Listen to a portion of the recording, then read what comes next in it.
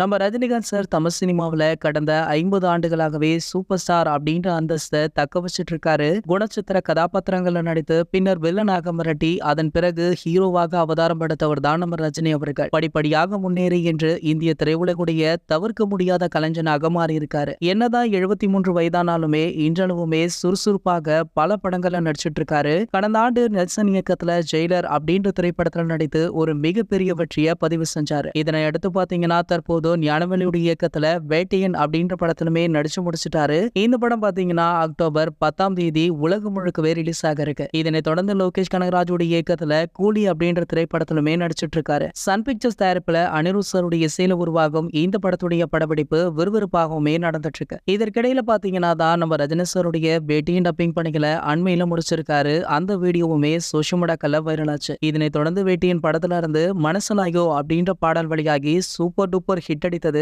இந்த நிலையில பாத்தீங்கன்னா 2025ஆம் ஆண்டு ரஜினி அவர்களுக்கு ரொம்பவே ஸ்பெஷலான ஆண்டாக இருக்கும் அப்படின்றதுல எந்த ஒரு சந்தேகமுமே இல்லை. சூப்பர் ஸ்டார் அவர்கள் திரைத்துறைக்கு வந்து அடுத்த ஆண்டுடன் 50 ஆண்டுகள் நிறைவு பெறாரு. இந்த மிகப்பெரிய சாதனை நிகழ்த்த உள்ளதால ரஜினி அவர்களுக்கு திரைத்துறையில உள்ள அனைவருமே பாராட்டு விழா நடத்த பிளான் போட்டிருக்காங்களாம். இந்த பாராட்டு விழாவில் சிறப்பு விருந்தினராக முதல்வர் ஸ்டாலின் அவர்களுமே கலந்து கொள்ள இருக்காரு. ஸ்டாலின் அவர்கள் நடத்துற அனைத்து விழாக்களிலுமே சூப்பர் ஸ்டார் ரஜினி அவர்கள் கலந்து கொள்றாரு.